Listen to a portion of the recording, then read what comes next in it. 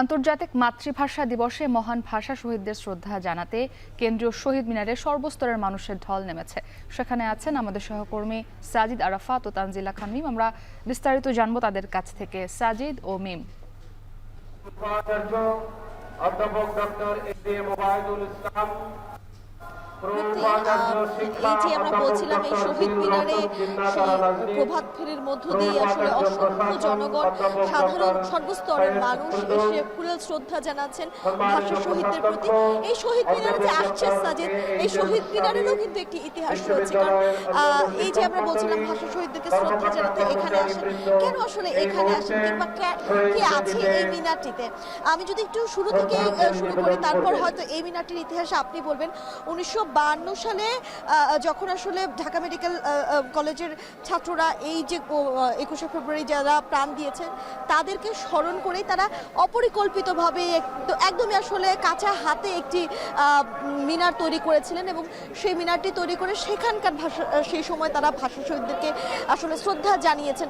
কারণ বিলম্বিত না করে পুরো বিষয়টিকে তারা চেয়েছিলেন যে যেন যেভাবেই হোক শুরুটা যেন হয়, শ্রদ্ধা জানানোর যে প্রক্রিয়া সেটা যেন শুরু হয়ে যায়, এবং তারা সেভাবেই কাঁচা হাতে তাদের মতো করে তারা নকশা করে তারা নির্মাণ করে সেই দিন সেই 23শে ফেব্রুয়ারি তারা সেই মিনারে ফুলেল শ্রদ্ধা জানিয়েছিলেন সেই সকল ভাষা শহীদদেরকে। এবং সেটি কিন্তু এই ঢাকা মেডিকেল কলেজের যে হোস্টেল রয়েছে সেই হোস্টেলের একদমই রাস্তার যে গা ঘেঁষে সেটি তৈরি করা হয়েছিল, যেন যারা পথচারীরা যাবেন, যারা এখান থেকে চলাচল করবেন, তারা যেন তাদের চোখে যেন পুরো বিষয়টি পড়েন। এবং সেটি নিয়ে প্রথম শহীদদের স্মরণে এরকম একটি শিরোনাম দিয়ে দৈনিক আজাদী পত্রিকায় প্রথম সেটি আসলে সংবাদ করা হয় যে ফুলেল শ্রদ্ধা জানানো হয়েছে বীর শহীদদেরকে, এবং তারপর সেই বড় করে প্রতিবেদনটি সেখানে নির্মাণ করা হয়। এবং সেই মিনারটিকেও কিন্তু রেখে তারপর সেই মিনারটির কে সংস্করণ করা হয়েছে, এবং তারপর কিন্তু ধীরে ধীরে ধাপে ধাপে আরো কয়েকটি মিনার তৈরি করা হয়েছে। তারপর সর্বশেষে আসলে এই মিনারটি তৈরি করা হয়েছে। এই মিনারটির ইতিহাস যদি আপনি একটু বলতেন। বিশ্ববিদ্যালয়ের শিক্ষক কর্মকর্তা কর্মচারীবৃন্দ এই মুহূর্তে শহীদ বেদিতে বিশ্ববিদ্যালয়ের পক্ষে এই শহীদ মিনার যেখানে আমরা দাঁড়িয়ে আছি, কেন্দ্রীয় শহীদ মিনার, এটি তৈরির পেছনে অনেক ত্যাগ, অনেক তিতিক্ষা, অনেক বাধা কিন্তু এসেছিল। আপনি প্রথম একবারে শহীদ মিনারের কথা বলছেন, 1952 সালে যেটি বানিয়েছিল ছাত্ররা সেই সময়, সেটি কিন্তু ভেঙে দিয়েছিল, গুড়িয়ে দিয়েছিল সেই সময়কার পাকিস্তানি সেনারা, পাকিস্তানি শাসকরা। পরবর্তীতে কিন্তু আরও কয়েকবার এই শহীদ মিনার নির্মাণের উদ্যোগ নেওয়া হয়, সেগুলো কিন্তু বাধাপ্রাপ্ত হয়েছিল। সবশেষ 1963 সালে এই কেন্দ্রীয় শহীদ মিনার উদ্বোধন করা হয়, এবং সেটি ভাস্কর হামিদুর রহমানের ডিজাইন করা, এবং এটি উদ্বোধন করেছিলেন শহীদ বরকতের মা হাসিনা বেগম। এই ইতিহাস কিন্তু অনেকেই, এই প্রজন্মের অনেকেই হয়তোবা জানেন না, আমরা জানিয়ে দেওয়ার চেষ্টা করলাম। এবং এই ইতিহাস জানানোটা বা জেনে রাখাটা কিন্তু একটা দায়িত্ব বা কর্তব্যের মধ্যে পড়ে। কারণ এই যে আমরা শহীদ মিনারে আসছি বছরে একটি দিন, 21 ফেব্রুয়ারি আমরা যে পালন করতে আসি, ফুল দিতে আসি, এর পেছনের যে ইতিহাস, এর পেছনের যে গল্পগাথা, যে বীরত্ব, সেটি যদি না জানি তাহলে হয়তোবা আমাদের একটু অন্যায় বা অপরাধী হয়ে যাবে। কারণ এটি জানা জরুরি, জানা প্রয়োজন, এবং জানানোটাও আসলে এই প্রজন্মের যারা তাদের মধ্যে কিন্তু তাদের যে আমাদের যে পূর্বপুরুষরা রয়েছেন, আমাদের যে অগ্রজরা রয়েছেন, তাদেরও কিন্তু দায়িত্ব এই ইতিহাস জানিয়ে দেওয়ার। সাজিদ, একটি বিষয় একটু মজা করে বলতে চাই আপনাকে। আপনি নিশ্চয়ই সামাজিক যোগাযোগ মাধ্যমে আসলে এরকম দেখেছেন যে আজকে আমি স্মৃতিসৌধে যাচ্ছি কিংবা আজকে আমি শহীদ মিনারে যাচ্ছি, শিখে যাচ্ছি যে যদি সাংবাদিক আসলে প্রশ্ন করেন তাহলে কি জবাব দিব। সাংবাদিকরা এই প্রশ্নগুলো আসলে করে থাকেন, বা এই জন্যই করাটা উচিত আমিও মনে করি। কারণ এই যে যারা এখানে এসেছেন তারা যেন আগে একটু এই ইতিহাসটি জানেন। আপনি হয়তো এখানেও অনেককে জিজ্ঞেস করবেন, হয়তো ঠিকঠাক মতো ইতিহাসটি বলতে পারবে না। দেখুন, ইতিহাসটি তুলে ধরার দায়িত্ব কিন্তু আমাদের পাঠ্যপুস্তকের, শ্রেণী শিক্ষকের, কিন্তু যেটি জানার সেটা কিন্তু নিজের তাগিদেই জানতে হবে।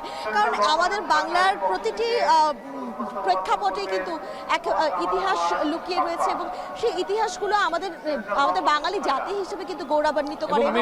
শুধু ইতিহাস জানা নয়, আমরা একটা দিন বছরে শুধু 21 ফেব্রুয়ারি এখানে আসবো, ফুল দিয়ে শ্রদ্ধা জানাবো, এটি পরিষ্কার করব, বিষয়টি এর মধ্যে সীমাবদ্ধ থাকা আমার মনে হয় উচিত না। কেননা বছর জুড়ে এটার পরিচর্যা, বছর জুড়ে এটার দেখভাল করা বা এখানে যে শ্রদ্ধা নিবেদন, এটার এই শহীদ মিনারের সম্মান রাখাটা কিন্তু সবার দায়িত্ব, এবং সেই দায়িত্ব কিন্তু একেবারে ছোট থেকে বড়, সরকারের ঊর্ধ্বতন কর্তৃপক্ষ থেকে শুরু করে আমরা গণমাধ্যম কর্মী, সর্বস্তরের মানুষের কিন্তু দায়িত্ব। শুধু একটা দিন আমরা এসে পালন করে চলে গেলাম, স্মরণ করলাম শহীদদের, তাদেরকে শ্রদ্ধা জানালাম, এই একদিনের মধ্যে সীমাবদ্ধ না থেকে সেখানে কি রাষ্ট্রীয় কোনো মানে পর্যালোচনা কিংবা রাষ্ট্রীয় কোনো দায়িত্ব থাকতে পারে? এটা নিঃসন্দেহে গুরুত্বপূর্ণ। রাষ্ট্রের একটি দায়িত্ব আছে, সরকারের দায়িত্ব আছে এই সচেতনতাটুকু মানুষের মধ্যে প্রচারণা করা। এবং আমরা অনেক সময় দেখে থাকি গণমাধ্যম কর্মীরা, অনেক গণমাধ্যম এখানে এসে নিউজ করেন, সংবাদ প্রচার করেন যে এখানে অনেকে জুতা পায়ে উঠছেন, এখানে আড্ডা দিচ্ছেন, নানান ধরনের অসঙ্গতি এখানে আমরা খুঁজে পাই।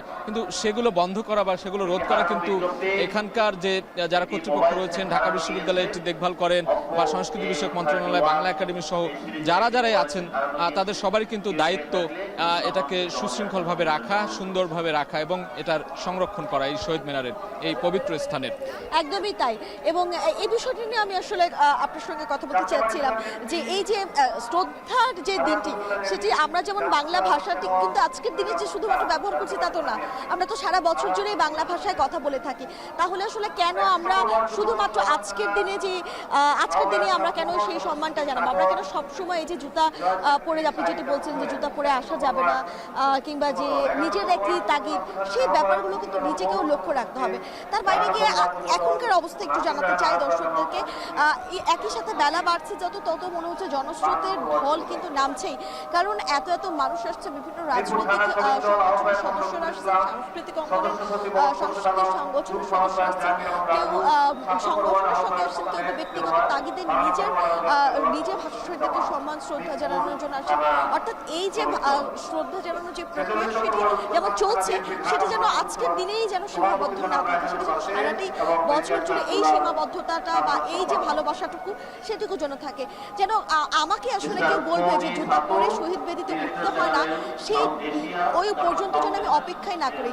নিজের যে তাগিদ, সেই তাগিদেই যেন আমরা কখনো জুতা পায়ে দিয়ে এই শহীদ বেদিতে না উঠি। এরকম সংবাদ কিন্তু সাজিদ আমরাও আসলে প্রচার করতে চাই না, কিংবা আমরাও দেখতে চাই না, কিন্তু আমরাও ব্যথিত হই আসলে এই ধরনের চিত্রগুলো দেখে। আমরা চাই এই শহীদ মিনারের পবিত্রতা বজায় থাকবে সারা বছর জুড়ে, শুধু একটা দিন উপলক্ষ করে এটিকে যে রং করলাম, সাজালাম এমনটি নয়। এবং এটি প্রচার করার দায়িত্ব যেমন গণমাধ্যমে রয়েছে, তেমনি এর অন্যান্য যে সংগঠনগুলো রয়েছে তাদেরও কিন্তু দায়িত্ব পালন করতে হবে। আমার মনে হয় কি সাজিদ, যদি একজন মানুষের মধ্যে প্রকৃত ইতিহাসটা থাকে এবং তারা যদি উপলব্ধি করতে পারে যে এই যে একটা ভাষাকে রাষ্ট্রভাষা করার জন্য বা একটা ভাষা, মুখের ভাষা, মাতৃভাষা করার জন্য কি পরিমাণ মানুষ আসলে নিজের তোয়াক্কা করেনি, নিজের জীবনের মায়া করেনি, পরিবারের মায়া করেনি, সবকিছুকে ত্যাগ করে নিজের 144 ধারা ভঙ্গ করে কিন্তু সেদিন ছাত্ররা নেমে এসেছিল। তার মানে কতটা উদ্বুদ্ধ ছিল, কতটা অগ্নিস্ফুলিঙ্গের মতো ছড়িয়ে গিয়েছিল এই আন্দোলন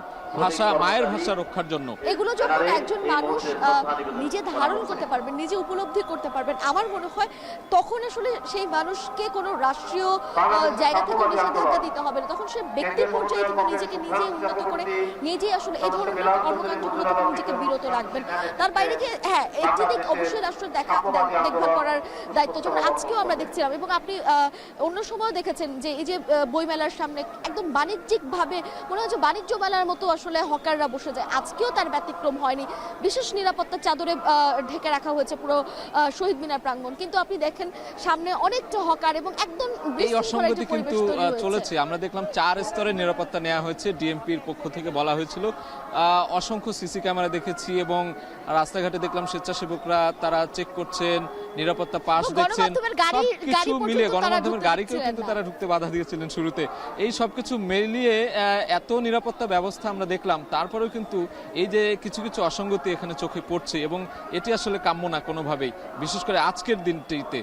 কেননা আজকে অসংখ্য এখানে রাষ্ট্রের যে গুরুত্বপূর্ণ ব্যক্তিবর্গ তারা এসেছেন, বিভিন্ন রাজনৈতিক দলের নেতাকর্মীরা এসেছেন, সাংগঠনিক বিভিন্ন সামাজিক সংগঠনগুলোর লোকজন আসছেন, শিক্ষার্থীরা আসছেন, অসংখ্য মানুষের এখানে পদচারণা আজকে দেখছি আমরা। তো আজকের দিনটাই কিন্তু এই ধরনের অসঙ্গতি কোনোভাবেই কাম্য নয় আমাদের। একদম, আমরা এই বিষয়গুলো নিয়ে আরো কথা বলবো, তবে এই মুহূর্তে আমরা স্টুডিওতে যেতে চাই মুক্তির কাছে। মুক্তি, এখন পর্যন্ত আমাদের কাছে শহীদ মিনার থেকে এই ছিল সর্বশেষ। আমরা পরবর্তীতে যখন আবারও যুক্ত হব, কিরকম মানুষ আসছে, মানুষ কমলো কিনা, এবং এই যে মিনারের ইতিহাস কিংবা বাংলা ভাষার পেছনের ইতিহাস, বাংলা ভাষার যে আসলে মাহাত্ম্য, সেগুলো নিয়ে আমরা যেরকম কথা বলছিলাম সেরকমই কথা চালিয়ে যাবো। টুকরো টুকরো গল্পগুলো আপনার মাধ্যমে পুরো টেলিভিশন সেটের সামনে যারা দর্শকরা রয়েছেন তাদেরকে জানিয়ে দেওয়ার চেষ্টা করবো।